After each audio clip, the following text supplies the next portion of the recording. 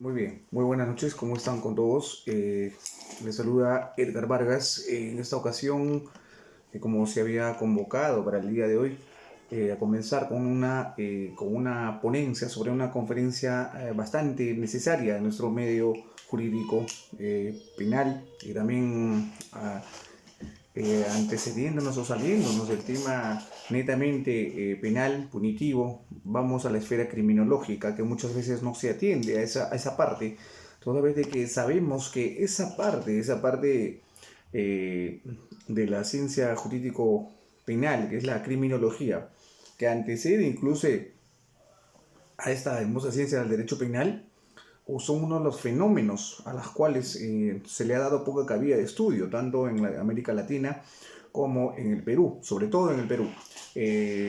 Recogemos bastante trabajos antiguos y también se recoge la nueva tendencia criminológica después de la Segunda Guerra Mundial, en este caso en Estados Unidos, ¿no? Se masifica el estudio, en todo caso se le dé la preponderancia necesaria a esta corriente jurídica, ¿no? De estudiar a la persona más principal de un delito, que viene a ser el criminal. En fin, entonces bajo ese término y esa necesidad de estudio es que nosotros tenemos que comenzar a poder abordar temas que tengan relación directa tanto con el hecho delictivo como también poder catalogar a los tipos de personas que realizan tales hechos delictivos y que eso acarrea problemas social, ¿no? A través de conductas antisociales o conductas contrarias a la norma jurídica penal, que estamos en una sociedad demasiado punitiva, en una sociedad en donde se utiliza el derecho penal como posible solución, la cual no es idóneo, la cual perjudica bastante a la justicia nacional como hoy podemos verlo. Bien, entonces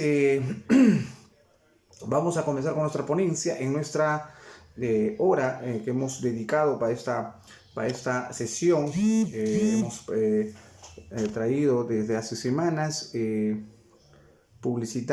publicitado sobre hoy día sábado 23 de mayo. Todavía nos encontramos dentro de esta pandemia que no se va.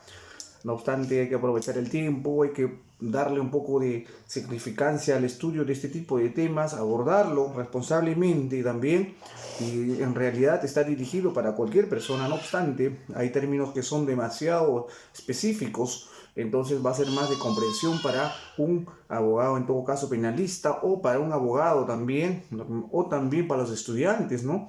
Que va a servir como apoyo a su cotidianidad académica.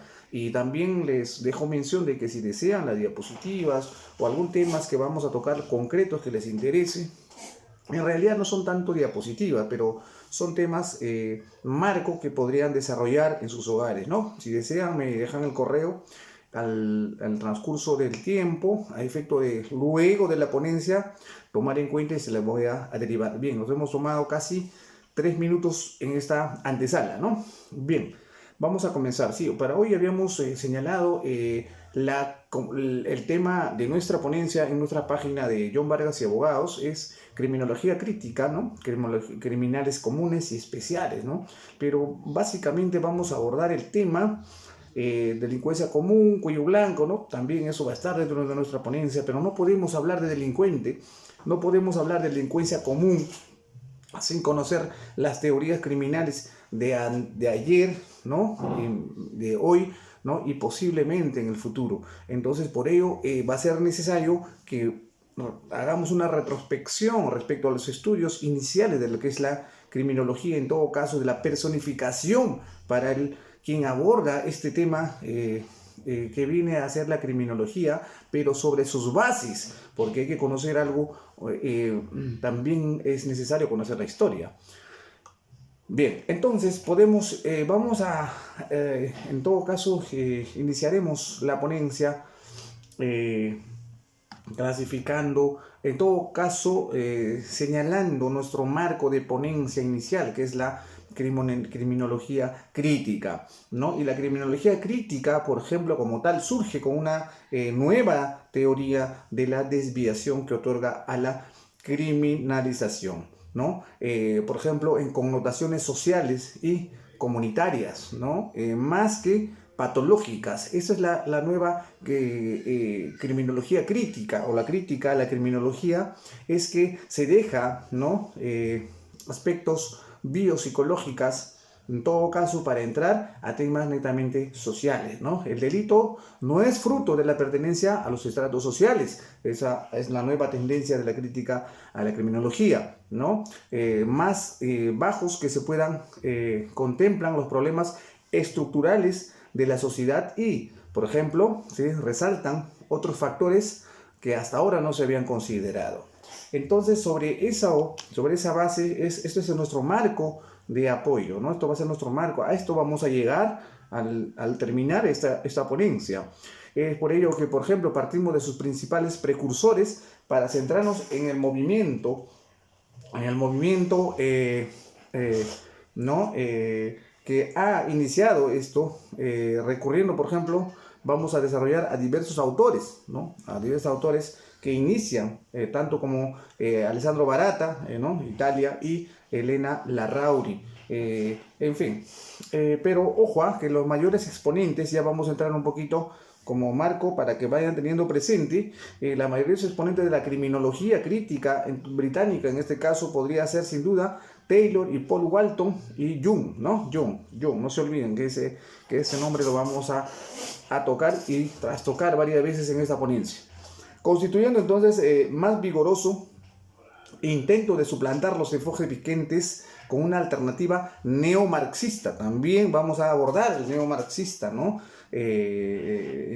Por ejemplo, eso lo escribió Dow y Rock en 1973, mediante una completa teoría social de la conducta desviada, por ejemplo, ¿no? En fin, entonces vamos a ir avanzando en nuestro tema, ya entrando al tema inicial. Y es como podríamos señalar, por ejemplo, a manera de reflexión, ¿no? Que unos habitantes de una cierta comunidad, ¿no? Consideraban al crimen verdadero a los delitos cometidos por individuos que gozaban de la confianza pública, ¿no? Están convencidos que uno siempre puede hallar defensas contra los ladrones, ¿no? Eso es conocido. Quizá siendo vigilantes y usando un poco de sentido común. En cambio, hay pocas defensas contra los crímenes de los poderosos, quienes son capaces de convertir sus mayores oportunidades legítimas en mayores oportunidades criminales, ¿no? Entonces eso, por ejemplo, hemos recogido o se recoge a nivel de este compendio criminológico de Vincenzo Ruggiero, ¿no? En su obra Los delitos de los débiles y de los poderosos, por ejemplo. Y así, por ejemplo, en la búsqueda de la fundamentación de la pena, porque también hemos hablado de sanción penal, ¿no? Sanción penal. En la búsqueda de la fundamentación de la sanción de la pena, por ejemplo, y es una de las insistencias más comunes de la doctrina penal, desde que Beccaria inaugura la llamada, ¿no? Racionalidad jurídica penal moderna, ¿no? Así lo inicia Beccaria, ¿no? Cesare Beccaria. Con su famoso opúsculo, ¿no? Hace más de 250 años, exactamente el año de 1763, ¿no? Y entonces, por ejemplo, también Anton Bauer, 70 años después de Beccaria, ¿no? Sistematizaría los fines manifiestos de la pena. Sistematizar, ¿no? Sistematizar algo que no estaba sistematizado, en todo caso, solo había sido referencial. Beccaria había sido referencial con su obra cumbre, que también vamos a seguir tocándolo, tal como se ha desarrollado, por ejemplo, en esta confusa yuxtaposición ecléctica, ¿no? Hasta nuestros días, siempre como variante de los discursos de la defensa social, defensa de un estatus social, que todos tenemos ese contrato.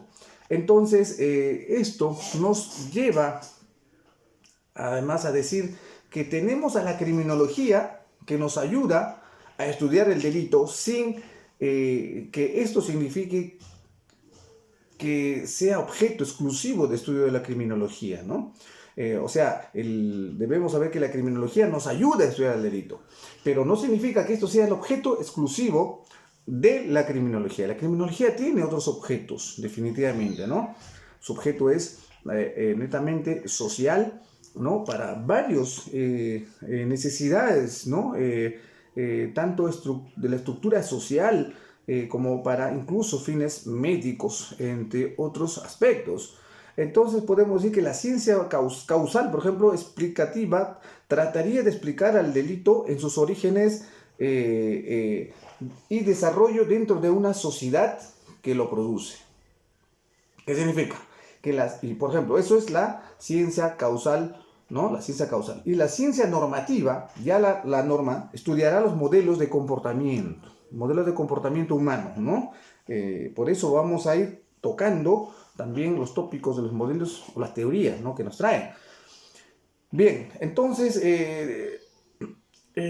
por ejemplo, cuando hablamos, ¿no? De la ciencia normativa que estudiará los modelos de comportamientos humano que la ley describe como delito y todas las sanciones que se podrían aplicar para cada comportamiento, ¿no? Estableciendo entonces que la ciencia explicativa se ocupará de indagar las circunstancias temporo-espaciales, además instrumentales y personales que se realizó el hecho punible. Para eso la criminología como herramienta nos va a ayudar a poder ubicar, ¿no? Exactamente dónde, cómo y por qué se podría haber desarrollado ciertas conductas. Por ejemplo, Beccaria, el año de 1764, ¿no? 1764, ha sido considerado por diferentes autores, ¿no? El principal autor de la escuela clásica. De la escuela clásica, hemos dicho, ¿no? Que Beccaria, ¿no? No está considerado también como criminólogo, ¿no? En la que también ha sido contextualizado, ¿no? El trabajo de Bentham, ¿no? Un poquito después, 1789, el inglés Bentham. Y según Bentham, por ejemplo, el castigo debe ser admitido en algún caso, ¿no? En algún caso. Solo puede serlo en caso de que prometa excluir al mal mayor. Ese era el rótulo de conocimiento de Bentham sobre, ¿no? El castigo. Además, Bentham profundiza en la idea de proporcionalidad de los castigos, por ejemplo, ¿no? O sea, no solamente la proporcional había trabajado Beccaria, sino Bentham, el inglés, se antepone a ese tipo de trabajos, ¿no? En donde considera, ¿no? Que los castigos, por ejemplo, carecerán de justificación cuando sean infundados, ¿no? Cuando sean infundados, cuando sean ineficaces, cuando sean improductivos o demasiado costosos e innecesarios, ¿no? En fin. Entonces, ya vemos entonces desde aquella data esa concepción, por ejemplo, de costo-beneficio, ¿no? Ya se iba masticando, al menos por Bentham. Entonces podemos señalar que se sintetiza ideas de la escuela clásica en básicamente 5 puntos. Primero sería el comportamiento humano como tal, que busca incrementar, por ejemplo, el placer y de disminuir el dolor, ¿no? O sea, cuando me refiero a clásica, son los inicios de este albor, ¿no? De sistematización, por ejemplo, de los estudios previos a la sanción penal, ¿no? Estamos mezclando entre criminología y sanción penal. Vamos a hablar de Barata también, o de los exponentes, ¿no? En este caso. Pero es necesario a Beccaria porque tiene que ver con ello, ¿no? El segundo punto de los 5 que he nombrado sería que las personas tienen la capacidad de decidir cómo actuar también. O sea, eso queda deliberado de que las personas tienen capacidad para decidir cómo actuar. Además, el delito tendrá lugar cuando los beneficios superen los costes previstos, ¿no? ¿Qué significa eso? Que es lo que decía. Desde aquellas datas ya se saboreaban los albores, por ejemplo, de el riesgo, en todo caso, costo-beneficio, ¿no? Que hablamos en, por ejemplo, derecho penal económico, ¿no? Sobre costo-beneficio, por ejemplo, que el delincuente cualifica antes de cometer algún tipo de delito. No obstante, también este tipo de estudio de la escuela clásica, por ejemplo, hace señalar de que básicamente que las personas tienen capacidad, perdón, que el comportamiento humano, que todo tiene lugar cuando los beneficios superen los costes previstos, ¿no? Además, otro punto que señalaban es que las personas tienen la capacidad de decir cómo actuar, o sea, si tienen esa capacidad, entonces también podrían ser merecedores de sanción.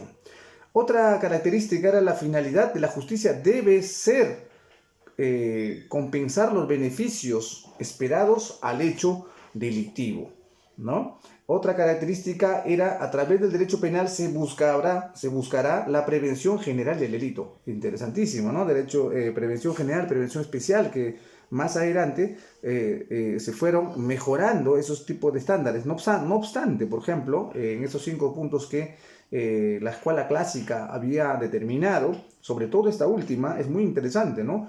A través del derecho penal se buscará la prevención general del delito, ¿no? En un conjunto de la sociedad y la prevención especial en las personas que hayan sido condenadas. O sea, la prevención general aplicaba al conjunto en la sociedad, o sea, al conjunto, las personas sepan, por ejemplo, la tipificación de ciertos delitos o normas o conductas antinormativas que debe recaer una sanción penal, ¿no? Y que la prevención especial, como también conocemos muchos abogados, ¿no? Especial ya va dirigido directamente a quien la ha infringido, en todo caso, de cualquier norma contrario al ordenamiento prohibitivo. Y la escuela cartográfica, pese a que las aportaciones de becaria y beca, como señalaba al principio, por ejemplo, sean consideradas elementales, ¿no? En los principios de la criminología, ¿no? Son los autores de la escuela cartográfica, ¿no? Es otra escuela cartográfica, no la escuela clásica, pero sirve de base para la escuela cartográfica 60 años más tarde, ¿no? Ya estamos hablando de 1828 más o menos, los primeros en estudiar la criminalidad a partir de un método científico. El estudiar a partir del método científico, ¿no? Le da una nueva connotación al estudio de la criminología, ¿no? En fin, entonces, entre los principales autores de esta corriente de la cartográfica, de estudio de la escuela cartográfica, está Adolphe Quetelet y Alphonse, ¿no? Además está André Michel y Gabriel Tardet, ¿no? Tardet, ese apellido suena, ¿no? Es francés. Después de la publicación, por ejemplo, del año 1928, de las primeras estadísticas de la criminalidad en Francia, dichos investigadores estudiaron los registros de indicadores delincuenciales, por ejemplo. Por eso lo llaman la escuela cartográfica, ¿no? La escuela cartográfica, que ya empiezan a realizar cierto tipo de estadísticas. Y dentro de ellos, por ejemplo, ¿no? Dentro de esa estadística de criminalidad, se estudiaron registros delincuenciales vinculados con sexo, ¿no? Clima, atribuciones especiales, ¿no? Que incluso indicadores de pobreza y marginación que reflejaban en dichas estadísticas de ciertas personas que se inclinaban a delinquir.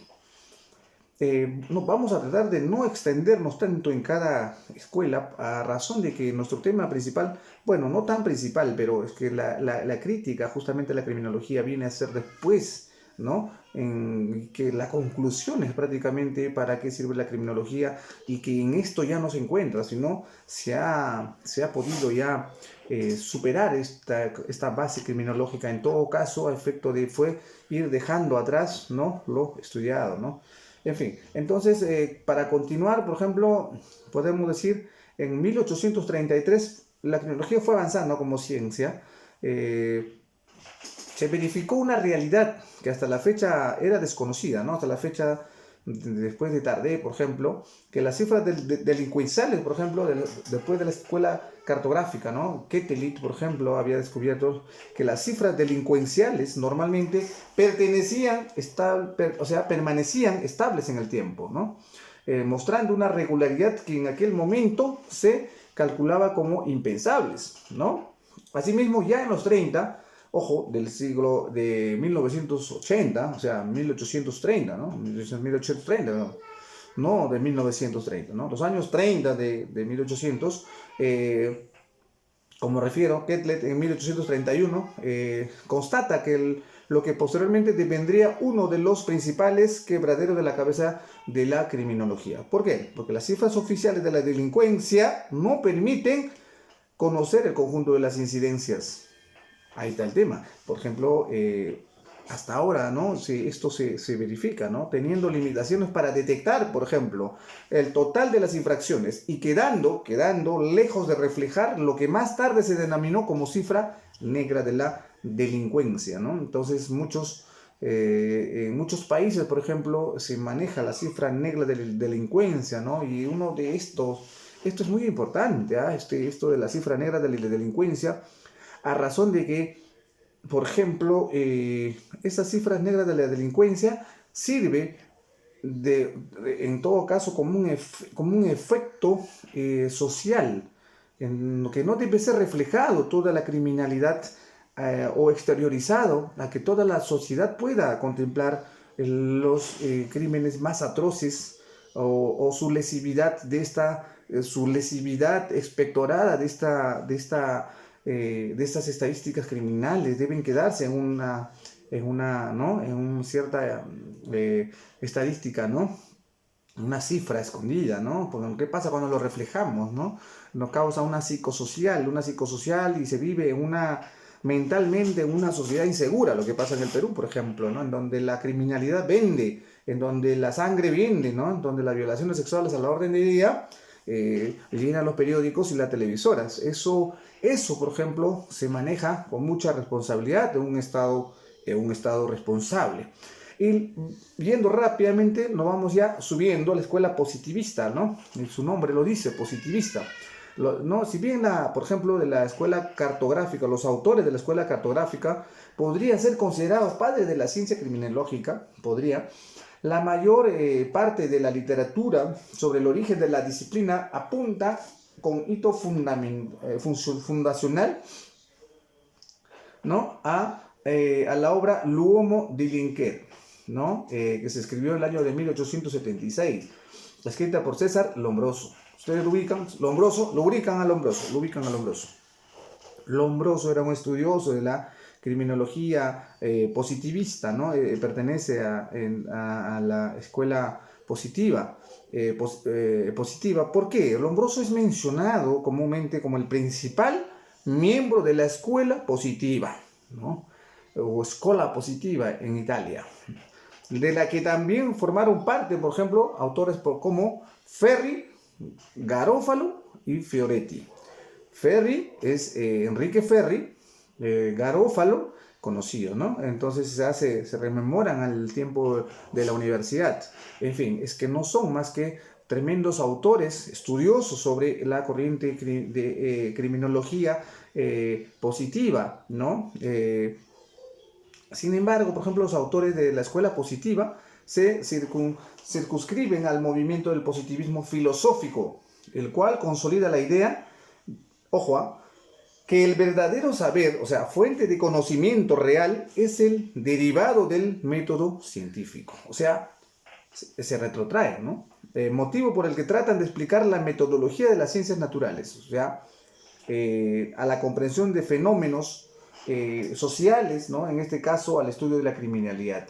Lo que hacen ellos es ya ingresar un poco más al terreno científico, ¿no? Porque utilizan el medio científico a efecto de que los márgenes de error sean mínimos, ¿no? Y puedan tener ya positivados dichos temas concretos sobre la criminología para la época. No obstante, lo novedoso de la escuela positiva no es tanto la aplicación del método científico que ya había venido atrás, ¿no?, sobre el análisis de la delincuencia, sino empleando previamente a los autores de la escuela cartográfica, como ya había mencionado, sino que la defensa de la idea de la determinación biológica del delincuente. O sea, ellos defienden la idea de la determinación biológica del delincuente, ¿no? ¿Qué decía Lombroso, por ejemplo, sobre ello, ¿no? En su libro L'Uomo Delinquere, el año 1876, plasmó las primeras teorías sobre la base biológica del delincuente, ¿no? Y disertando sobre cómo desarrollos embrionarios y procesos evolutivos incompletos podían derivar en criminales atávicos, ¿no? Criminales atávicos. Entonces, esa palabra atavismo personificaba a los delincuentes genéticamente, según él, biológicamente, ¿no? La cual el tiempo no le dio la razón, ya que, como les vuelvo a señalar, la crítica de la criminología crítica justamente está para ello, para resolver y absolver temas del pasado histórico de la criminología, en donde ya lo deja desfasado, esas ideas psicobiológicos en todo caso, ¿no? Que ya no se le puede incluso catalogar a una persona por su aspecto físico, que fuera un delincuente específico, ¿no? En fin, entonces, por ejemplo,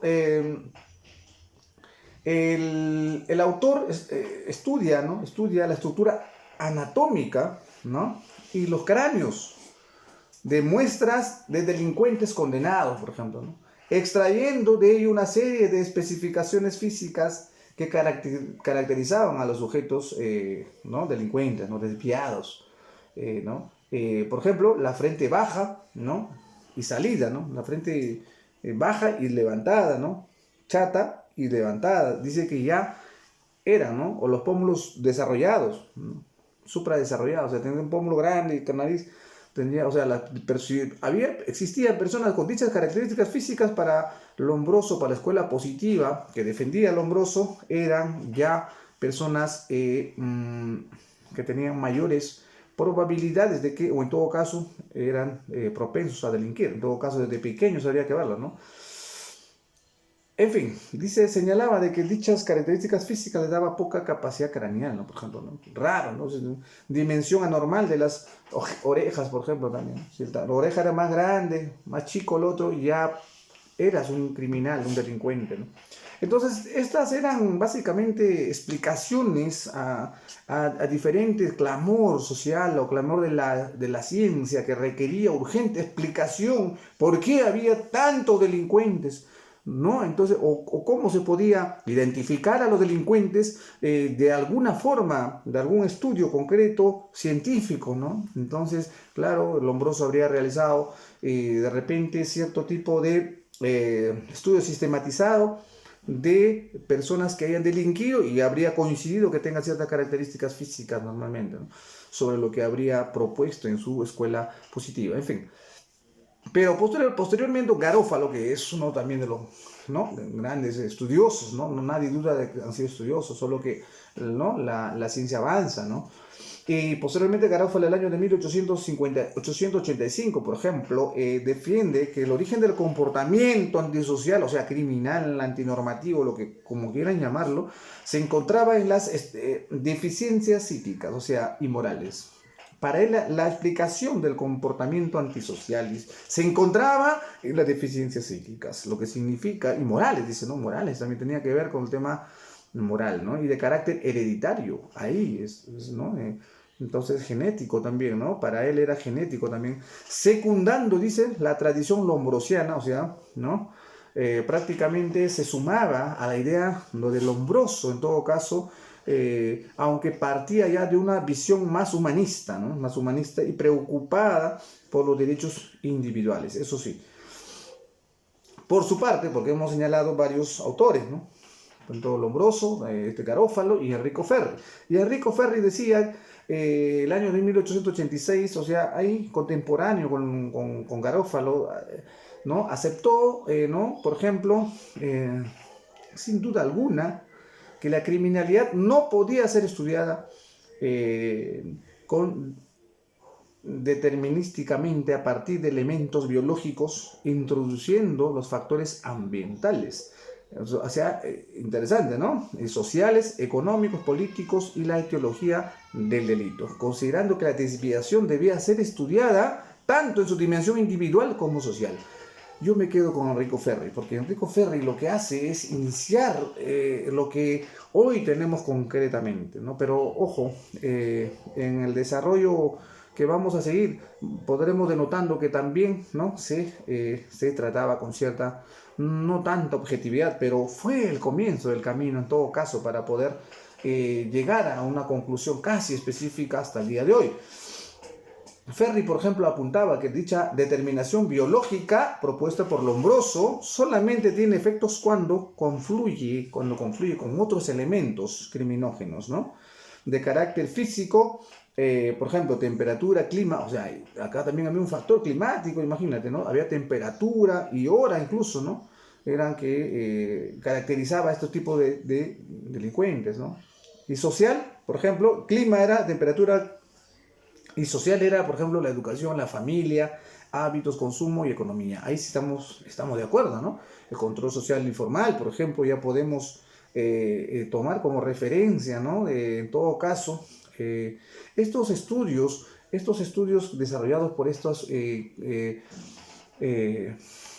científicos, ¿no? Que habían educado su vida, ¿no? De estos criminólogos. Era una necesidad que tenía que ir de la mano con los efectos del derecho penal, por ejemplo, ¿no? De la represión penal o del castigo social, entre otros, ¿no? Por eso lo llamamos una conducta antisocial, ¿no? Y aquí antisocial no es esconderse de la sociedad, sino es antisocial, es que estamos contra la sociedad cuando rompemos el contrato social que existe, ¿no? Y la escuela de Chicago. Entonces pasamos a los años 90, ¿no? Pasamos a los años 90 rápidamente. ¿Qué tiempo lleva? Media hora. Entonces la escuela de Chicago, por ejemplo, aquí estamos hablando de otra cosa ya de criminología, ¿no? Hasta ese punto sí, ya estamos hablando, cuando dice Chicago, nos remontamos a Estados Unidos, ¿no? Estados Unidos. Entonces aquí sí ya encontramos principales autores de esta corriente, que es, ¿no? Por ejemplo, Ernest Burger, por ejemplo, Shaw, Denke y Mackay, que más adelante veremos. A diferencia de las tendencias criminológicas en boga de aquel momento, centradas en el estudio de las diferencias físicas, genéticas y morales de los delincuentes, la escuela de Chicago, por ejemplo, trata de estudiar cómo los cambios en las estructuras de organización social en las grandes ciudades, ¿no? Por ejemplo, en el principio del siglo XX, era in situ el estudio de acuerdo a las nuevas ciudades, como señala Chicago, era una ciudad nueva, ¿no? Era muy atractiva. Se relacionan con las causas de la desviación, ¿no? Que más adelante va a ser abordada, ¿no? Va a ser abordada, ¿no? Por estos autores que se han detallado. Siguiendo los anteriores, ¿no? A los autores, por ejemplo, Shaw y Mackay, encuentran que son las zonas centrales de la ciudad, para ellos, las más desorganizadas, por ejemplo, ¿no? Las que producen mayor parte de delincuencia juvenil, mientras que en las zonas de periféricas el menor número de delitos, el número de delitos era mucho menor. Recordad de que Estados Unidos desarrolla bastante el estudio de la criminología, ¿no? Hay ciertas escuelas que han encendido el camino, pero hay que entender de que lo realizaba debido a sus criminales, ¿no? A sus propios criminales, y que nosotros no podemos rescatar una idea criminológica también de un contexto totalmente diferente. No obstante, es bueno tener como base criminológico a este tipo de ideas, a este tipo de concepciones iniciales sobre la criminología, cómo explicar un acto, un hecho, ¿no? Podemos contextualizarlo nosotros a las ciudades principales, por ejemplo en Lima, sí podemos, ¿no? Entonces atraerlo si es que se quiere aplicar dicha de estudio criminológico como base, por ejemplo, de políticas criminales. Bien, estaba, por ejemplo, ese tipo de espacio, dice, estaba caracterizado por ser un espacio urbano con alto tránsito de personas, ¿no? Multicultural, ¿no? Habitada por gente pobre, recién llegada, en este caso, ¿no? Se estaban una migración norteamericana de muchos países europeos, me imagino, y que permanecía poco tiempo en la zona y estar deteriorada, ¿no? Eso era básico. En fin, entonces esos espacios eran utilizados por estos criminales a efecto de desarrollar su criminalidad. Tenía que ver ese comportamiento social para su auge de esta gente, ¿no? Bien, y después de la escuela de Chicago, que para mí ha sido una visión un poco más moderna, ya sea centrándose un poco a las nuevas ciudades, ¿no? Viene la teoría de la asociación diferencial. Esta teoría lo explica el sociólogo Edwin Sutherland, ¿no? Desarrolló la teoría de la asociación diferencial inicialmente reflejada en la cuarta edición de Principios de la Criminología del año 1947, ¿no? Según dicha teoría, el principal elemento explicativo del comportamiento antisocial, recuerden, antisocial es comportamiento antinormativo de una persona, ¿no? No es la predisposición genética, ni la moral, ni tampoco la pobreza o el desorden, como explicaba, ¿no?, en la escuela de Chicago, por ejemplo, sino un exceso de contactos con entornos prodelincuenciales, por el medio del cual se aprenden comportamientos desviados, ¿no?, a través de lo que se denomina asociación diferencial. O sea, la tesis fundamental, ¿no?, es que el comportamiento desviado, dicen, a través de lo que denomina asociación referencial, es que esto se aprende, la delincuencia se aprende del contacto humano, lo que podríamos llamar, dime con quién andas, te diré quién eres. Eso desarrollaba la teoría de la asociación diferencial, que o sea, despojaba todas las ideas anteriores y decía que esto no es genético, biológico, y ni tampoco por el desorden o el caos de una ciudad, sino viene a ser el comportamiento de otros, ¿no? Influencia del comportamiento desviado, por ejemplo, de otras personas, ¿no? En fin, entonces, la teoría de la asociación diferencial analiza, por ejemplo, los procesos por los cuales la criminalidad individual es aprendida, ¿no?, a partir de mecanismos de interacción con grupos sociales desviados que llevan al sujeto a cualquier exceso, dice, ¿no? Es cierto, ¿no? Es cierto. También podemos atribuirlo, pero no es la explicación de la criminalidad en general. Pero sí, hay cierta parte de criminales, es que donde se desarrollan, donde hay dicho tipo de criminales, hay mayor probabilidad de que quien llegue a vivir a ese lugar podría contagiarse, ¿no?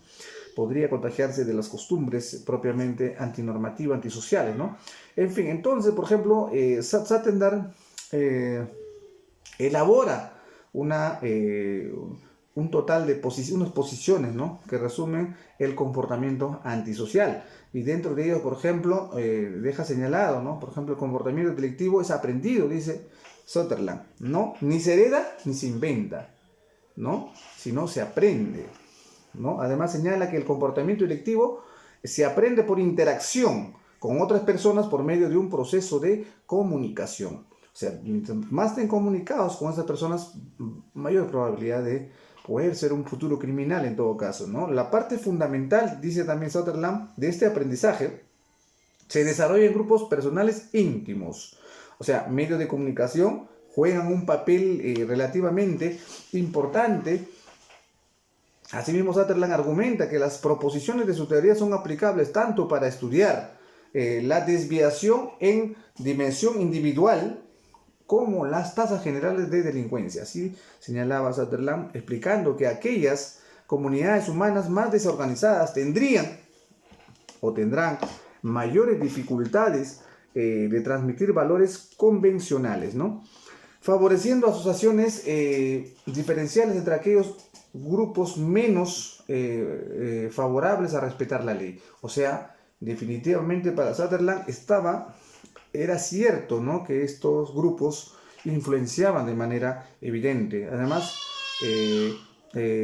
posteriormente a Sutherland profundizan el tema tanto Burgess como Akers, ¿no? Profundizan sobre, por ejemplo, el aprendizaje diferencial del comportamiento antisocial, introduciendo elementos de esfuerzo diferencial, elementos de esfuerzo antisocial, es decir, balance que la persona realiza entre esfuerzos y el castigo anticipado del comportamiento antisocial para plantear la teoría del aprendizaje social, ¿no? En fin, entonces esto es, entre ellos se desarrolla, por ejemplo, la técnica de neutralización, ¿no? Según el cual los individuos no aprenden, ¿no?, el comportamiento directivo, únicamente cuando interiorizan valores normativos diferentes a los dominantes, ¿no?, sino también cuando se incorporan mecanismos para justificar comportamientos socialmente desviados. Es decir, técnica de neutralización. Eso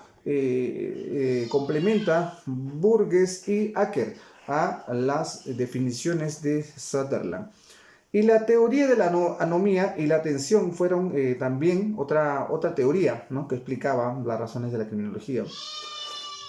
Esto, si los principios teóricos de Sutherland versaban sobre la influencia, por ejemplo, de la, que juega el entorno social para un criminal, para poder tener un inmediato aprendizaje del comportamiento antisocial. La teoría de la anomía estudia la influencia de variables sociales, por ejemplo, de carácter macroestructural sobre la desviación. ¿Qué es esto? La idea fundamental es que la existencia de determinadas circunstancias estructurales como cambios en los sistemas de valores pueda debilitar ciertas eficacias de las normas sociales en la ordenación o regulación, por ejemplo, del comportamiento individual, generando una suerte de percepción de ausencia de normas sociales o sociedad anómica. Anomías, no hay normas. Ellos entendían eso, ¿no? Por ejemplo, en este sentido, Merton complementaba de que definía a la anomía, a esta teoría de la anomía, como el proceso que resulta del cambio de valores sociales, sin que del tiempo a su sustitución por otros valores alternativos, por ejemplo, ¿no? Como resultado de ello, los individuos, si quedan sin valores y normas que sirvan como referentes para su conducta. O sea, vale decir de que la anomía era en ciertos lugares, había poco control normativo, poco control social formal. Entonces ellos eran la ley, ¿no? Ellos eran la ley. Eso es el basamento de esta teoría. Y así Emily Durkheim, por ejemplo, ¿no?, en 1897, con anterioridad, había desarrollado la primera aproximación a la teoría de la anomía. ¿No? Estamos hablando hace muchísimos años atrás, después de que se emite la teoría de la anomía, ¿no?, y teorizando que incluso un fenómeno a priori era tan personal como el suicidio, ¿no? Uno de los elementos se encuentra en la parte determinado por fuerzas de la naturaleza social, como la pueden ser la crisis económicas o las épocas de incremento del bienestar, que pueden alterar el sistema de valores, ¿no? Eso había propuesto Emily Durkheim. En fin, estamos un poco la lámpara al frente nuestro. Bien, ahí veo comentarios. Vamos a revisarlo luego, todos esos comentarios. El elemento explicativo, por ejemplo, que media entre cambios sociales e incremento de cifras de suicidio, decía Emily Durkheim, es el surgimiento de la sociedad anomia, ¿no?, que produce una sensación de ausencia de reglas sociales y morales para la organización del comportamiento personal que lleva a lo que no señalamos como suicidio. En fin, entonces desde hace mucho tiempo, el año 1800, casi finales de 1800, ya se tenía esa concepción de la anomía, ¿no? Entonces, la ausencia de normas o reglas en ciertos ámbitos sociales puede también traer como factor desencadenante, son factores desencadenantes para ciertas actuaciones, ¿no?, deliberadas de personas, que se explican también como parte de la criminología.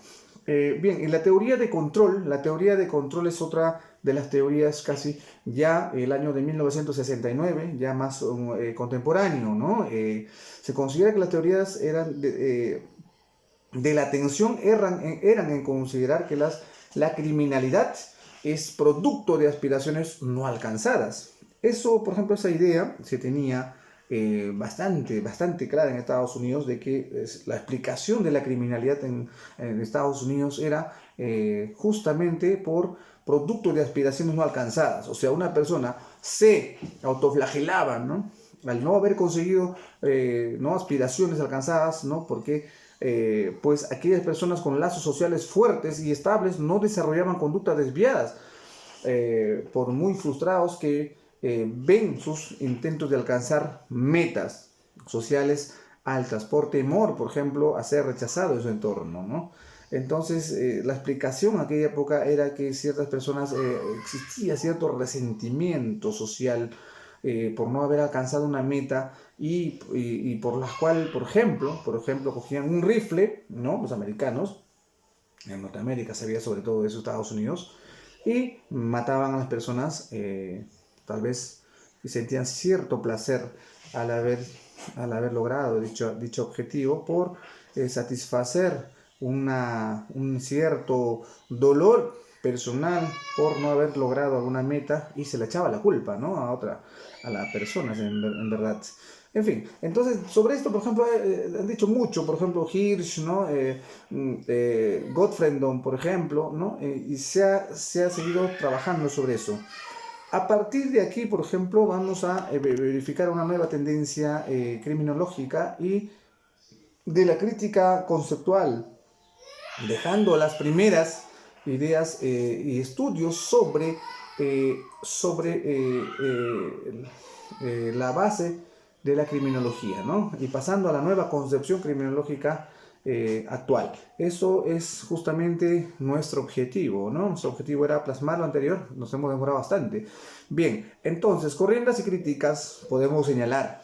Enfoque del etiquetamiento, por ejemplo, teoría marxista y la teoría feminista. A partir de estas teorías marcan una cierta diferenciación. Por ejemplo, a partir de la segunda mitad del siglo XX surge con especial energía un heterogéneo cúmulo de autores que propone una nueva visión del análisis del comportamiento antisocial, antagónico a la criminología tradicional, ¿no? A lo anterior. Y esto es que la literatura científica ha tendido a unificar en el marco de las corrientes críticas y del enfoque de etiquetamiento de las teorías del conflicto. La criminología marxista y la criminología feminista, por ejemplo. Resulta necesario hacer mención, por ejemplo, que dentro de cada uno de los anteriores marcos teóricos se encuadran o enfoques y aproximaciones muy diversas. Por lo que en las siguientes líneas, en momentos que vamos a ir hablando, se va a simplificar, ¿no?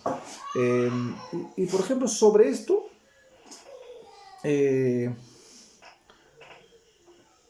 por ejemplo, Garrido clasificaba esto, ¿no? Sintetizan esto los elementos comunes de las corrientes críticas en criminología, ¿no? En crítica directa a la criminología positivista, por ejemplo, centrada en la búsqueda de las deficiencias biológicas, psicológicas, morales, sociales, ¿no? De los infractores.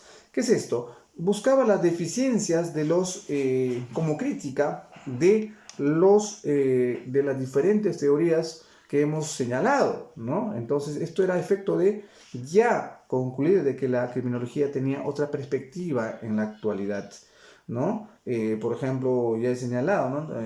Tanto temas psicológicos, morales, ¿no? Sociales, de los infractores, consideración del agresor como sujeto normal, en el sentido de no poseer disfunciones respecto al resto de los ciudadanos, y es cierto, ¿no? Normalmente decimos, a muchas personas realizan cierta conducta antinormativa, una conducta delictiva contra, por ejemplo, una mujer, ¿no? Violentándola agresivamente. No es que se trate de una persona que tenga problemas psiquiátricos, sino es una persona normal, como todos. Lo que de repente resalta cierto tipo de comportamiento, puede ser espontáneo o puede también haber sido parte de otras violencias contra su persona misma, ¿no? Y eso refleja al final en el futuro con otras personas. Bien, sobre esto se ha dicho mucho, ¿no? En fin, en los años ya 70, por ejemplo, la criminología marxista, ¿no? La criminología marxista toma como base de los postulados las teorías de los conflictos, ¿no? Y los enfoques, por ejemplo, del etiquetamiento que decía Becker en el año 1963, ¿no? En la constitución de lo que se denominó la nueva criminología, ¿no? Las teorías del conflicto, por ejemplo, habían establecido décadas atrás a los procesos de criminalización de determinadas conductas y grupos sociales tenían su origen en las estructuras de poder de las sociedades modernas y concretamente en las luchas entre los intereses de clases oprimidas y clases opresoras, ¿no? Había una lucha, eso era ya las nuevas tendencias, ¿no? Existiendo conflicto, por ejemplo, entre las posiciones de unos y otros, que se resolvían mediante criminalización de los grupos con estructuras de poder más débil, ¿no? La clase proletaria, por ejemplo, en beneficio de grupos con mayor poder. Así pues, primero, ¿no? Bonger y después Taylor y Jung, que dijimos al principio, perdóname, Jung son en 1973 y 1982 Barata aprovechan el marco teórico desarrollado por la teoría anteriores para explicar los conceptos político-económicos del marxismo al estudio de la desviación, realizando un ferviente crítica al sistema de conceptos económicos o también como crítica al sistema capitalista. O sea, critican al sistema capitalista como causante de la distribución injusta de la riqueza y que aquello sería el origen del comportamiento, ¿no? Antisocial o antinormativo, también como he dicho. Para los autores, por ejemplo, de la criminología marxista, si el capitalismo es el origen de la criminalidad, la solución al problema será un cambio de sistema.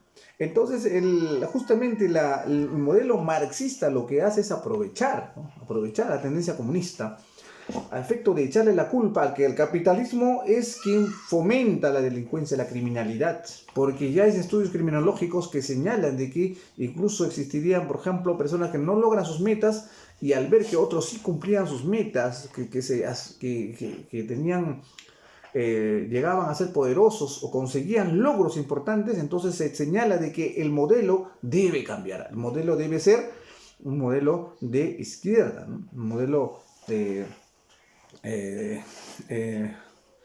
que propone la propuesta marxista, ¿no? Posteriormente, ¿no? Con el paso de la criminología marxista, por ejemplo, de la criminología crítica o del idealismo de izquierda, eso es lo que se quiere llegar, al realismo de izquierdas. Entonces, entre los principales autores mencionados, especialmente Young, el año de 1992, revisa algunas de sus posiciones para adoptar una posición moderna, ¿no? A partir de la cual, pese a continuar reflexionando sobre el comportamiento antisocial como producto de las desigualdades de poder de grupos sociales y permanecer en su crítica al derecho penal como protector de intereses de las clases dominantes, por ejemplo, ¿no? Abandonan a la propuesta por un ámbito drástico de sistema económico y en su lugar apuestan por reformas sociales encaminadas a la reducción, por ejemplo, de la desigualdad económica, ¿no? O sea, ya. Aquí, por ejemplo, Young lo que propone es que, como existe una crítica por parte de la corriente ¿no? del realismo de izquierda, por ejemplo, ¿no? En donde la criminología marxista le echa culpa al sistema capitalista como quien promueve o dentro de este sistema es que existe mayor criminalidad. Entonces, preocupado de eso, Young, ¿no? El año 92 ¿no? apuesta por un cambio drástico de un sistema, ¿no? Recomienda el cambio drástico de un sistema económico y para ello también sugiere una reformulación del derecho penal, para reducir su intervención. ¿Por qué? Porque el derecho penal, como sabemos, es un instrumento interventor entre una conducta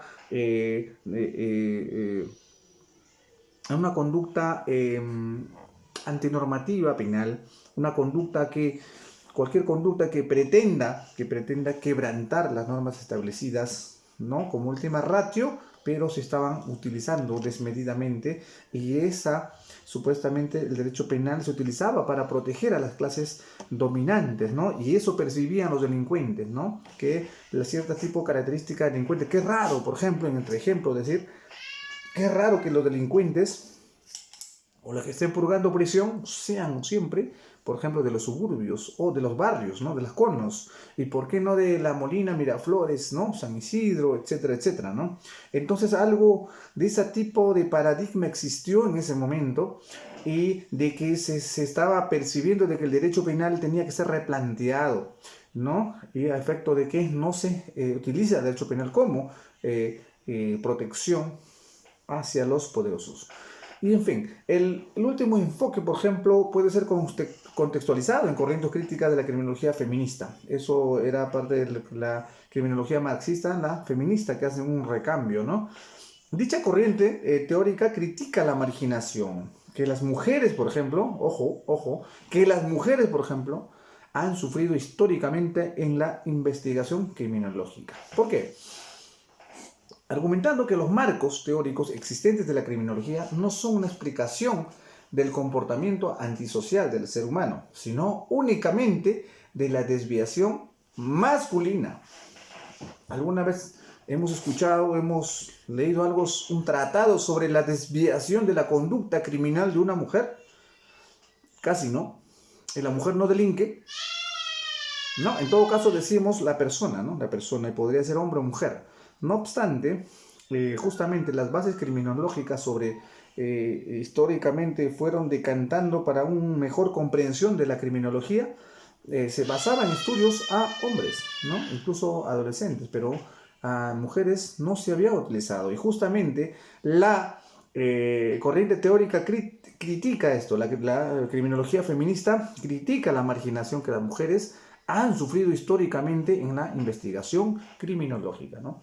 Bien, entonces, ¿por qué? Porque por haber centrado la atención solo en las infracciones de los varones, ¿no? Entonces, que la criminología feminista, ¿no? La criminología feminista reclama mayor inversión en teorías explicativas del comportamiento desviado femenino. ¿Por qué? Porque se veían conductas criminales también femeninas, y entonces era exigente porque no se había trabajado nada respecto al comportamiento de las féminas, ¿no? Más atención científica sobre, por ejemplo, la violencia ejercida por los hombres sobre las mujeres también, ¿no? Y mayor desarrollo de programas de tratamiento destinados a la resocialización y educación de mujeres infractoras. Eso, por ejemplo, se recoge de Newborn, escribe en el 2007, ¿no? Y Simon en 1975, ¿no? Han estado ya trabajando sobre esto después en la teoría de la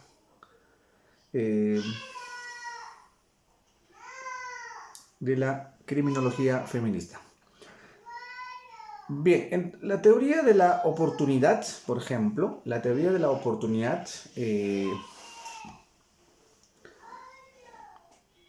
hemos compartido eso, ¿sí? Bueno, entonces, continuando, como se ha podido comprobar, ¿no? A lo largo de la charla, ¿no? El cuerpo de conocimiento teórico y aplicado generado en los diferentes enfoques de criminología sobre la comprensión de los comportamientos antisociales, que ya le he dicho, antinormativos, y los mecanismos de reacción social ante dichas conductas, en la actualidad es extenso y rico en contenido, ¿no? Permitiendo, por ejemplo, aproximaciones sobredimensionales, también multidimensionales a los problemas de criminalidad, y posibilitando el diseño de programas, ojo, de programas eh, eh, eh, de, por ejemplo, políticas de criminalidad para prevención, básicamente, no de represión, ya tenemos bastante con el derecho penal, sino de prevención, ¿no? Estos pueden estar ubicadas tanto en políticas de prevención primaria, secundaria y terciaria, de acuerdo a la intensidad que se pueda observar, ¿no? En fin, por ejemplo, así, David Farrington en 2005 proponía, ¿no?, desarrolla la teoría integrada de la potencial cognitivo antisocial. Así lo desarrolla, ¿no? Desarrolla la teoría integrada del potencial cognitivo antisocial, con el objetivo de incorporar a un mismo teórico los principales enfoques sobre la criminalidad, ¿no? La criminología, del desarrollo, por ejemplo, de la rama de la ciencia criminológica encargada del estudio de la evolución de comportamiento antisocial en diferentes etapas del ciclo vital, así como los, ¿no?, de factores de riesgo y protección de la criminalidad. Esto proponía Farrington, ¿no?, David Farrington, ya en vista de que ciertas ideas habían quedado desfasadas. Estamos en una hora. Bien, entonces vamos a ir concluyendo sobre estos temas, que es muy rico en realidad conversar, pero nuestra última parte viene a ser el delincuente común, ¿no? Y queremos detallarlo rápido y terminamos en el delincuente de cuello blanco, por ejemplo, ¿no? Cómo se acrecenta, ¿no? Esto es para conocer el delincuente común, ¿no? Es parte de nuestra ponencia, ¿no? Descubrir algunas características. Por ejemplo, el perfil criminal es una hipótesis sobre la personalidad, características demográficas, edad, sexo, raza, nivel socioeconómico, etcétera, etcétera, del delincuente común, por ejemplo, ¿no? Estilo de vida, por ejemplo, el posible autor de un crimen, ¿no? Es decir, el perfil criminal es un mecanismo de la ciencia criminológica que interviene en la intervención del crimen, ayudando en la localización del delincuente, ¿no? Entonces, para ello, por ejemplo, un perfil criminal. El perfil criminal se decreta específicamente, por ejemplo, características personales del delincuente, la peligrosidad y posibilidad de reincidencia, su resistencia, por ejemplo, futuros lugares de actuación, en el tipo de víctima que eligió, por ejemplo, si es que es un delito violento. En todo caso, también analizando las huellas de su comportamiento en la escena del crimen, ¿no? Estamos hablando de, por ejemplo, la firma o ciertos criminales que realizan su modus operandi, ¿no? En fin. Y la pregunta, por ejemplo, claves para elaborar un perfil criminal sería ¿qué tipo de persona ha hecho esto?, ¿no? Y además podríamos, otra pregunta, podemos decir, ¿cómo influirá esto que ha hecho en su psicología, en su estilo de vida? Entonces, a partir de eso se podría, ¿no?, averiguar qué tipo de criminal realiza dicha conducta, ¿no?, si es que no se ha tenido datos objetivos. El autor del crimen, por ejemplo, siempre quiere decir algo con su acto, pero es que eso, ojo, lo recibimos eso de la criminología norteamericana, ¿no? Porque ahí es donde se descubre ciertas naturalezas, por ejemplo, de las evidencias que hacen que para poder conocer al tipo de criminal que realizan. No creo que nuestro medio pretendan dejar cierto tipo de firma o algo, ¿no? A menos que se trate ya de una mentalidad parecida a los de Norteamérica, a efecto de que esto viene a ser un tema de criminalidad sistematizada y se pueda denotar o pueda dejar alguna huella a efecto de que queremos que se sepa, ¿no? A menos que sea un terrorista y diga yo me autoatribuyo, por ejemplo, que he puesto la cochebomba allí, ¿no? A efecto de hacer saber al Estado de que dicha organización terrorista exige algo, ¿no? Hace rato. En fin, y sobre esto, por ejemplo, el autor del crimen siempre quiere decir algo, señalamos, ¿no? Y miedo, por ejemplo, los perfiles básicos son agresor conocido, agresor desconocido, por ejemplo, ¿no? Y las características del delincuente común. ¿Cuáles son las características del delincuente común? Se preguntaron eso, ¿no? Dependiendo, ¿no?, de qué distrito, de qué provincia sea, ¿no? En nuestro país, por ejemplo. Pero se tiene un estándar, ¿no? Y la cual señala que es egoísta, muchas veces opera solo, ¿no? Muchas veces opera solo. En nuestro medio no creo tan solo que digamos, ¿no? Ya se han hecho especie de bandas también. Por lo general no está especializado en un delito específico, dicen, ¿no? O sea, son multifacéticos también.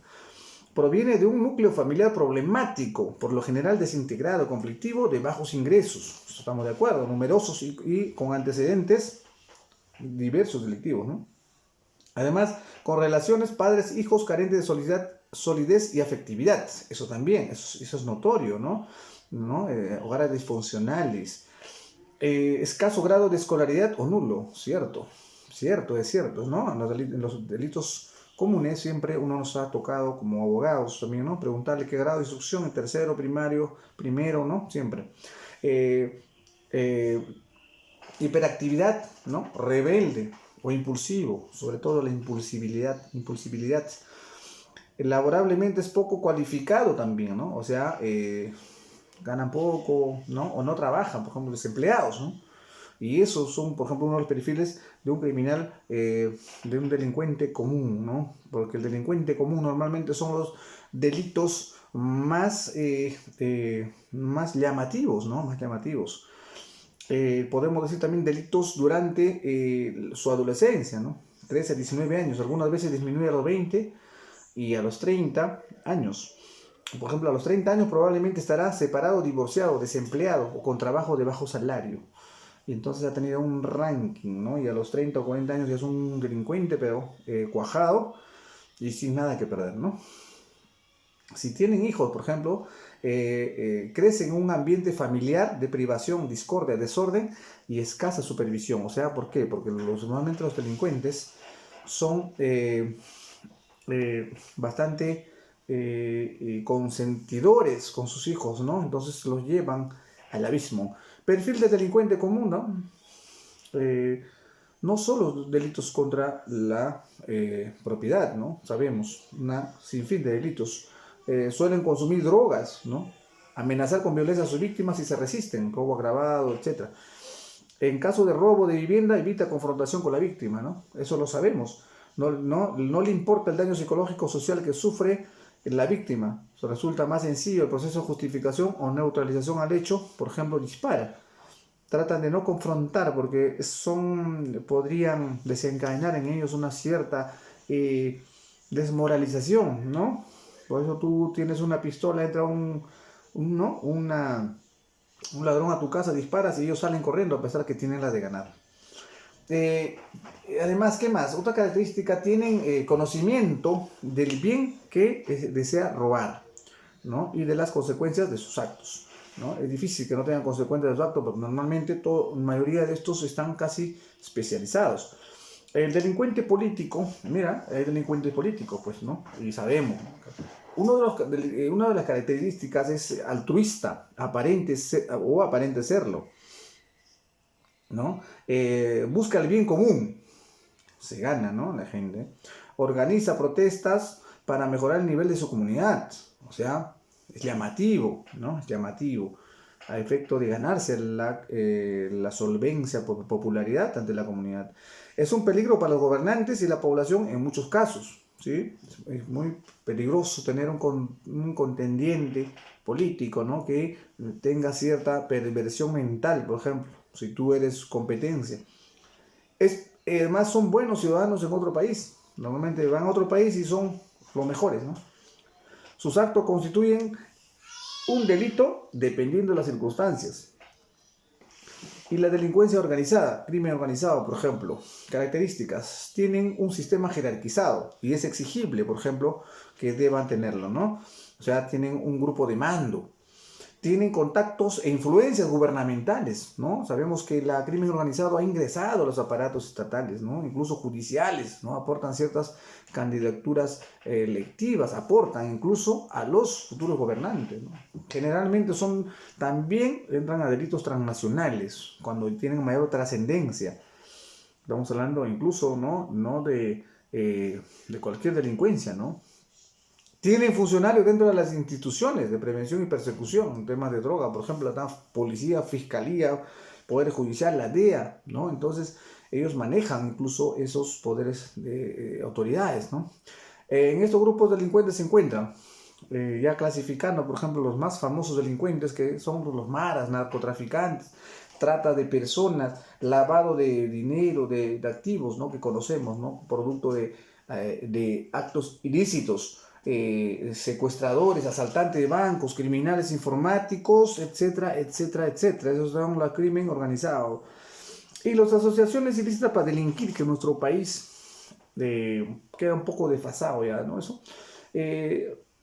Básicamente se dividen, ¿no?, en tres niveles, podemos decir: en pareja criminal, banda criminal, y podemos decir secta criminal cuando se trate, ¿no?, de un tema totalmente dogmático. Característica principal de las asociaciones ilícitas para delinquir: son grupos que conforman con el fin de realizar un acto criminal, como por ejemplo, ¿no?, de mercado internacional, tráfico de menores, personas, armas, drogas, mercadería, comercialización prohibidas, etcétera. Incluso delitos contra la administración pública también. Bien, entonces, para poder seguir comprendiendo, vamos a ver sobre el tema de las características del abismo, ¿no?, criminal o autocontrol. A ver, ¿qué tantos criminales se pueden controlar, ¿no?, tanto delincuentes comunes como la de cuello blanco u otros? Entonces podemos decir que la versatilidad y otras características de la criminalidad según la teoría de autocontrol. Hay una teoría de autocontrol sobre ello. Es importante señalar que al fin, ¿no?, es que la versatilidad es una de las características más relevantes de los delincuentes. Mira, según, ¿no?, la célebre teoría de autocontrol. ¿De quiénes son estos? De Gotterson y de Hirsch, como habíamos nombrado hace un rato. Esta característica, por ejemplo, ¿no?, las personas con autocontrol bajo serán los que con mayor probabilidad incurrirán en alguna conducta delictiva, dice. Es importante destacar que lo dicho, en su contrario, no significa que determinados sujetos no puedan cometer algún delito durante toda su vida, ¿no?, sino que para ellos será más fácil que ocurra, ¿ya? O sea, estamos diciendo de que las personas que tienen menos autocontrol son más proclives, ¿no? Lo que significa es que esto puede atañer a cualquier persona de cualquier estatus incluso, ¿no? El autocontrol no es propio de las personas más desfavorecidas, en todo caso. Incluso personas con estudios, si no se autocontrolan, pueden causar un cierto tipo de crímenes, ¿no? Asimismo, entonces, es preconioso decir que cuando o en qué condiciones una persona suele ostentar un autocontrol. ¿Cuándo? ¿No? Alto o bajo, ¿cómo saberlo, no? Lo cual excede nuestra modesta pretensión, por ejemplo. Pero me sería apropiado poder decir sucintamente que una educación correcta de la niñez, o sea, nosotros no podemos decir cuándo es un control adecuado y cuándo es un control inadecuado, ¿no? Pero podemos decir, sí, que una educación correcta de la niñez frente a ¿no?, a un error que podríamos cometer en el futuro suele ser un factor muy importante para el autocontrol, ¿no? Estamos hablando de la educación. En todo caso, nos remontamos a un tema del control social informal, que es básico: la escuela, la casa, los padres, los hermanos mayores y los guías positivos para poder tener o dotarnos de ese tipo de autocontrol, ¿no? Por ejemplo, en las características de los delincuentes, ¿no?, podemos señalar, ¿no?, los delincuentes requieren poco esfuerzo para ser cometidos, ¿no? Los delitos que requieren poco esfuerzo para ser cometidos. Normalmente, para la comisión de hechos ilícitos penales no se exige ningún tipo de habilidad o talento especial. La tendencia, por tanto, es que la mayoría de los delitos cometidos en términos generales no son particularmente sofisticados, ¿no? Son delitos simples, ¿no? O sea, si estamos hablando de delincuencia común, bueno, incluso el tema contra la administración pública, ¿no? Entonces, los delitos, otra característica, los delitos que se planifican no son habituales, ¿no?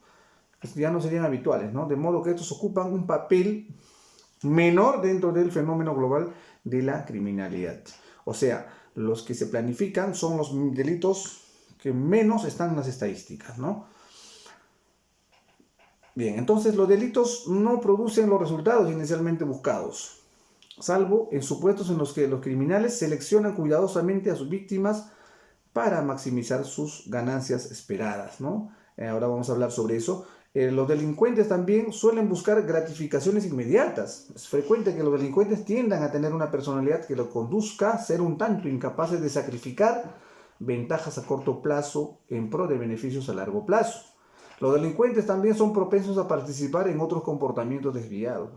En efecto, no solo incurren en conducta de carácter delictivo, sino como el abuso de alcohol, drogas, ¿no? Además el rendimiento escolar mediocre, la inadaptación social, entre otros. Respecto a lo que señalábamos sobre, por ejemplo, a tener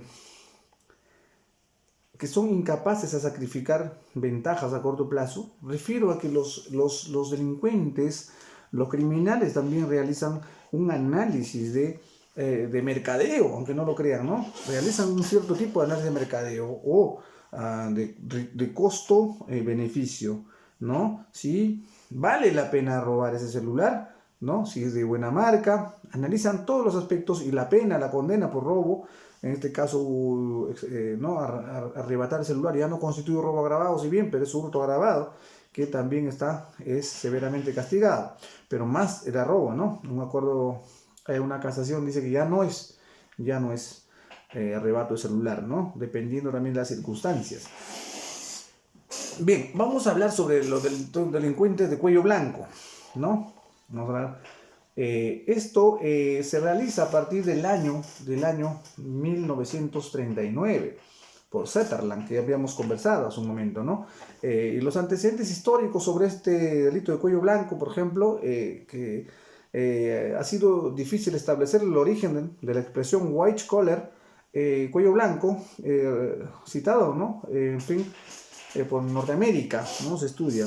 Proviene del título de la obra escrita por uno de los presidentes de General Motors, ¿no? General Motors, ¿no? La autografía de un trabajador de cuello blanco, ahí nace. En realidad, white collar o cuello blanco por oposición al blue collar o cuello azul, que es de uso común, ¿no? Allá como adjetivo, tanto en Inglaterra como en Estados Unidos, para diferenciar a los ejecutivos que de manera habitual se vestían con camisas que tenían cuellos duros de color blanco, de los obreros que vestían overolas o camisas de cuello azul. Ahí está, ¿no? Cuello blanco. No es por gusto, no es que los delincuentes usaban polos y no tenían cuellos la camisa, sino era para diferenciar de los que vestían overoles, ¿no? O con cuellos azules las camisas, y de los cuellos blancos eran los ejecutivos, ¿no? Entonces, la denominación de cuello blanco es creada por Sutherland, ¿no? En la conferencia titulada The White Collar Criminal de 1939, que fue organizada por la American Sociological Society, o sea, la Sociedad Americana de Sociología en la ciudad de Filadelfia. Posteriormente, el término se difundió formal tal que configuró una denominación propia para el tipo de delincuentes, ¿no?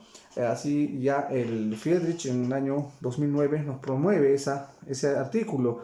El movimiento, por ejemplo, de la criminología crítica, ya casi para culminar, hablamos de esto, ¿no? Que antes se ha trabajado incluso de los comienzos. Por ejemplo, no tan comienzo, ¿no? Con Barata en el año 1986. ¿Sobre qué, por ejemplo, ¿no? Sobre ya su adentración a la nueva criminología, ¿no? Las características criminológicas de las personas, desfasando a los que comúnmente conocíamos, ¿no? Los autores incluso. Bueno, la versatilidad o especialización de los delincuentes de cuello blanco, ¿no? Sobre ello, por ejemplo, se ha escrito muchas cosas, ¿no? Sobre por ejemplo, sobre este tipo de temas. Por ejemplo, los criminólogos por lo general han pasado por alto sobre la cuestión de las trayectorias criminales de los delincuentes de cuello blanco.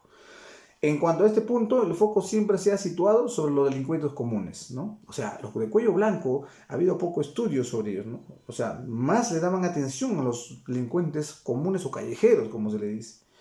tal vez habría influido en ello, en el hecho de que ciertos criminales de cuello blanco siempre han sido popularmente considerados como delincuentes primarios o no reincidentes, también conocidos como one-shot offenders. ¿Qué significa esto? Al no ser, por ejemplo, reincidentes, que normalmente los delincuentes de cuello blanco es difícil, en todo caso, cuando son descubiertos, ¿no?, puedan haber sido reincidir en la misma, ¿no? En eso, a eso nos lleva el estudio sobre esto. No obstante, por ejemplo, ya entrando al tema, según Raganin, por ejemplo, con respecto a los bienes jurídicos violados por este tipo de personas son de carácter colectivo, ¿no?, defraudaciones, administración pública, ojo, está en auge en nuestro país, estafas, enriquecimiento ilícito, delitos tributarios, lavado de activos de dinero, que ya sabemos, drogas, armas, ya sabemos. Lo que requiere es que la confianza de los poderes públicos, ¿no? Lo que requiere la convivencia con los poderes públicos. Todo este abanico de posibilidades dentro de los delitos económicos, los hechos de corrupción, por ejemplo, las mafias, los delitos contra el medio ambiente, entre otros, involucra tanto a los empresarios como a los dirigentes políticos, ¿no? Entonces, este tipo de aparato de delincuentes de cuello blanco están estrechamente vinculados. Este tipo de conductas delictivas, en su mayoría tipificadas en los ordenamientos jurídicos de los países, ¿no?, están perseguidas, tienen una punición, ¿no? Los diferentes análisis, por ejemplo, usualmente apuntan a los delitos de tipo violento, ¿no?, violento de sangre, como homicidio, por ejemplo, no lesiones personales, entre otros. Sin embargo, otro tipo de delitos como los que atentan contra el orden económico también generan daños graves a la sociedad, significativos, para nosotros pluriofensivos, incluso sus dimensiones de dañosidad o detrimento es exorbitante, que puede sobrepasar incluso a unos delitos comunes, ¿no? Entonces, la criminalidad de cuello blanco presenta dificultades, ¿no? Como un alto índice, por ejemplo, de subregistro estadístico. O sea, no están registrados este tipo de casos tanto como la criminalidad común.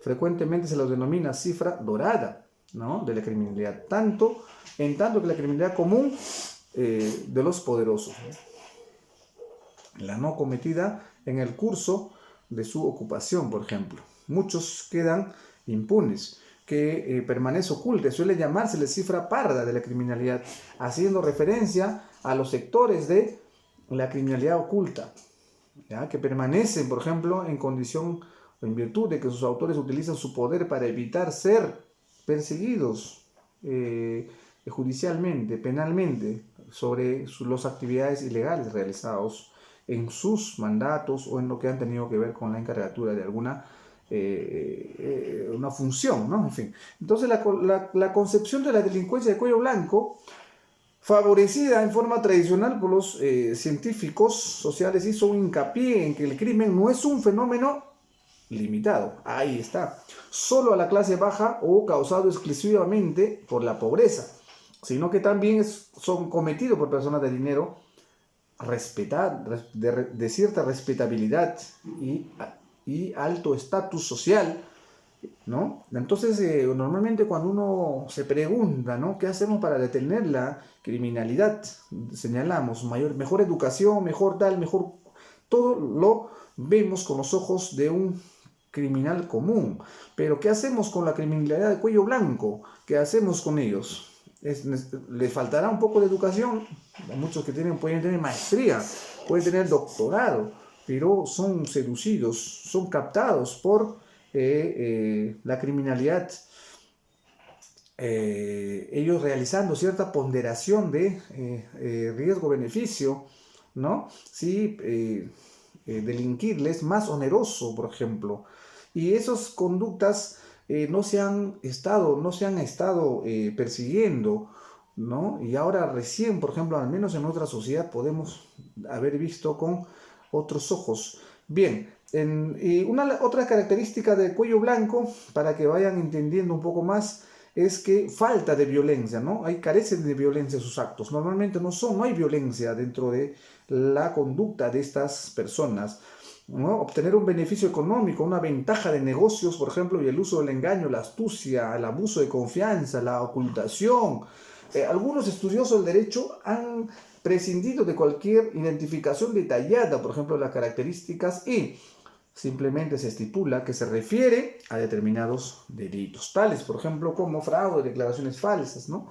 Entonces, estas personas normalmente, extorsión, delitos, a menos, ¿no?, que normalmente ellos no generan un tipo de sobresaltación en cuanto a la violencia se refiere, a efecto de que puedan ser rápidamente visualizados, ¿no? Sus actos son normalmente escondidos, ¿no?, en el anonimato incluso. Para Baquera, por ejemplo, ¿no?, un autor, el delincuente tipo estafador emergen componentes subjetivos para la comisión del delito relacionados con la significación que se les pueda dar a una conducta que podría no ser vista como punible por algunas esferas sociales. Entonces, de acuerdo a esto, determinadas culturas pueden generar la aceptación incluso social de ciertas conductas punibles, ¿no?, llevando al sujeto a la introyección de esa conducta. Por tanto, ciertos significantes pueden dejar rastros a través de los lazos sociales, ¿no? Y hay sociedades que se conforman, ¿no?, que ya ciertas, hemos visto en la película, por ejemplo, ¿no?, ciertas pequeñas ciudades que están dominadas por ciertas autoridades que saben que delinquen, ¿no?, saben que delinquen y se conforman, ¿no? En fin, entonces un estudio estadounidense sobre los delincuentes de cuello blanco nos refiere que estos delincuentes pueden incluso ser reincidentes, ¿no? Eso no habíamos contado con el estudio, ¿no? O sea, dicho sea, con otras palabras, aunque las evidencias sugieren que los delincuentes tenían más probabilidades de ser arrestados, ¿no?, nuevamente por delitos de cuello blanco, a medida que iban siendo detenidos en más ocasiones. Ellos no supone que estuvieran implicados exclusivamente en delitos de cuello blanco, sino todo lo contrario. O sea, en Estados Unidos se realiza ese estudio para contrastar si era cierto, ¿no? Y así se observa, se realiza una cierta tipo de, un criterio de censo, ¿no?